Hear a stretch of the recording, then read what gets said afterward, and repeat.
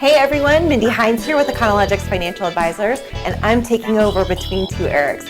You are not going to want to miss this. We're talking about marketing and how marketing makes you money. So how we're going to push through 2020? It's okay. I promise we're going to show you how. And then 2021, what you need to do to plan for the best year ever. Stay tuned.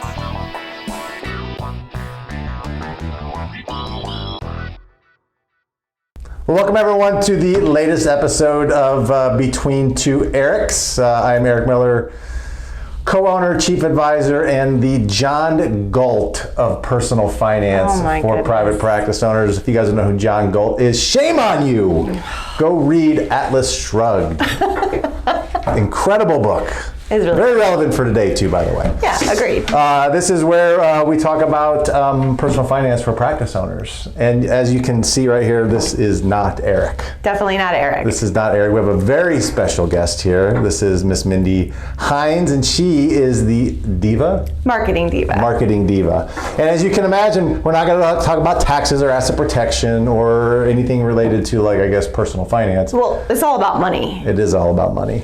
Yeah, it's going to be about money. It'll be about money. So we're going to talk about the thing that, of course, makes you money, right? Marketing makes you money. Which is marketing. That's right. in your practice. So we're just going to go over, because I think the times have changed. Yes. And again, when we're talking about practice owners, one of the things that they tend to neglect or they don't push as much on is their marketing. And so we don't want you to ignore your marketing. We want you to make sure that you have the right message.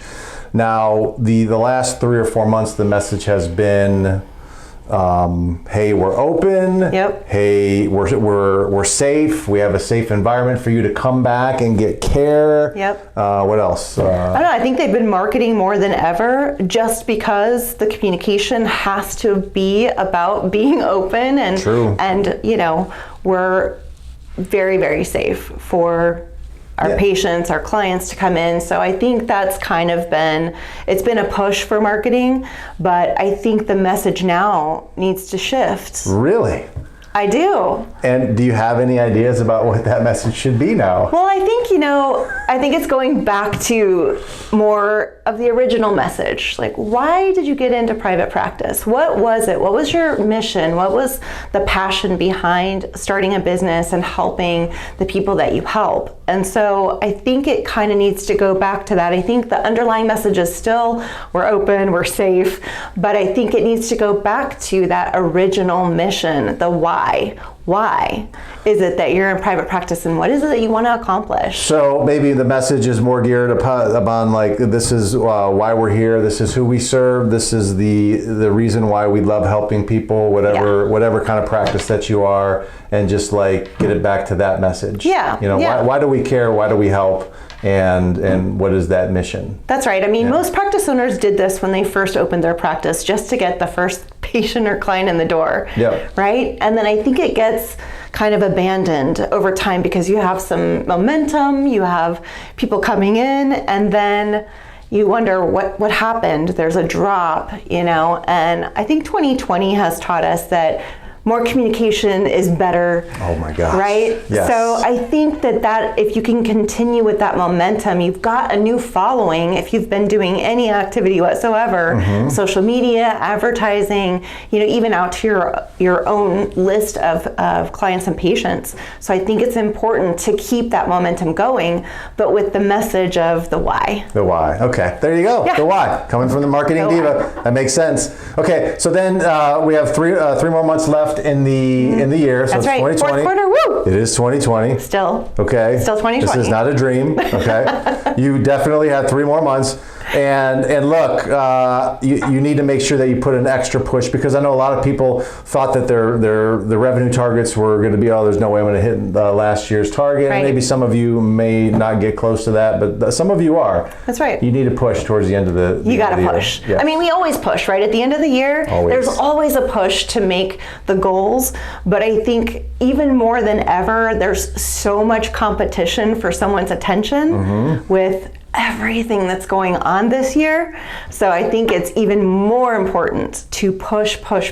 And like, what could they do to push harder on that? Just in terms of like their marketing efforts, anything specific?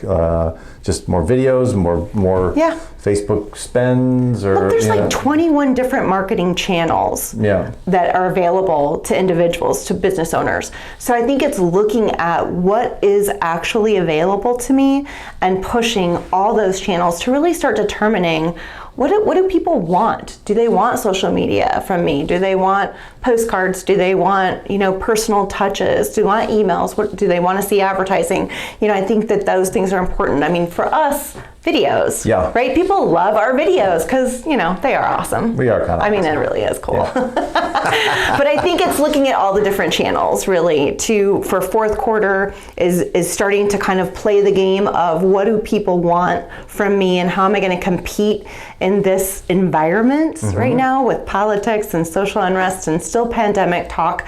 You got a little bit of competition. A little bit.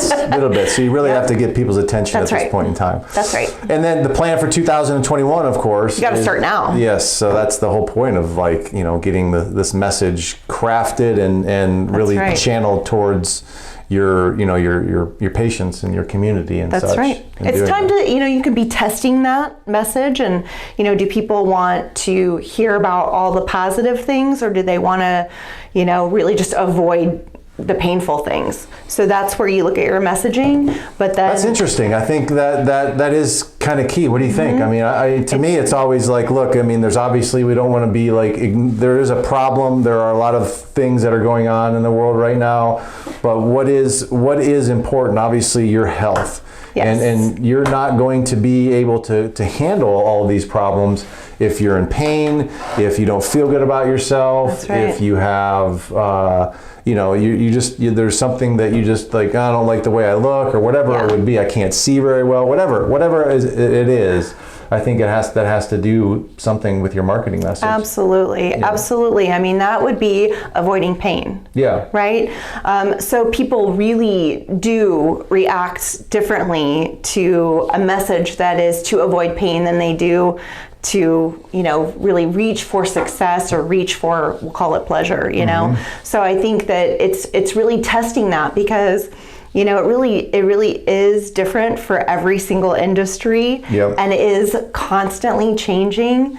That's just marketing. Once you find one thing that works, like don't get too comfy. True. But I think you gotta shift. There is one thing everybody does want. They do want a bright future. Totally. Everybody wants a bright future. So I don't think you can go wrong in your marketing message as long as you are creating for that person the fact that there is a bright future as long as you take action right now. That should be part of the message as well. I love it. And then of course, the best part about marketing is that you get to spend money on a bunch of stuff, right? I mean, I think it's the best thing. Of course.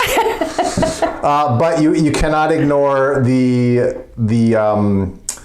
the amount of money that you spend on marketing. We say 10%. Most people don't spend enough. I don't think they spend most enough. Most people if you looked at your real marketing budget and what you're spending on actual advertising and promotional activity, it's not enough. Yeah. Most people really underestimate how much good marketing costs, and it is consistency, right? You're not just marketing to your public, but you could also be marketing to referral partners. It's not just, again, one channel. So it's looking at, well, I'm spending a lot of money in postcards. Yeah, great, but what else are you doing? Right. So really looking at your budget and looking at what should I be spending, and then where should I be spending it? Yep. And I will say, from a tax standpoint, and from if you do have money in reserves right now, which I know a lot of people have a lot of money in reserves from the various loans and all the government assistance. So if you are sitting on a lot of cash right now, which you should be, you really have to start looking at what are the areas that I can spend money on that are going to improve the value of my business over the course of the next year.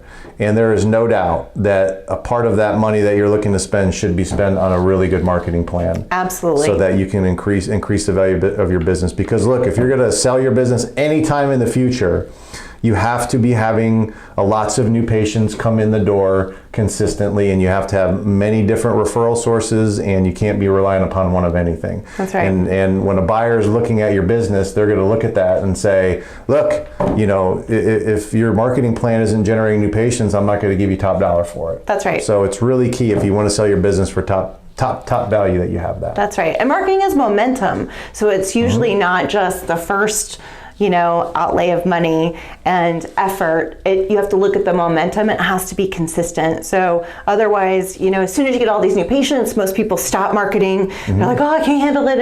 And then all of a sudden they drop. Yeah, and then like and then it starts over of the momentum of trying to build that up again. So just keeping it consistent, having someone in charge of marketing is important, and never take your eye off of what is working. You heard it first here. That's the diva right there Right here. of marketing. So thank you very much. As always, you know, because we put a lot of time and attention into this channel, you know, hit the subscribe button so that Definitely. you can see more of our awesome videos. We put a lot of time and attention in these things. And if there's anything that you guys want us to talk about in particular, that would be helpful. We have tons of experts. I'm not the only one. I mean, we do have loads of experts here. So thank you for joining us. We'll see you next week. And we'll give a fist bump. That's how we do it. Okay, ow.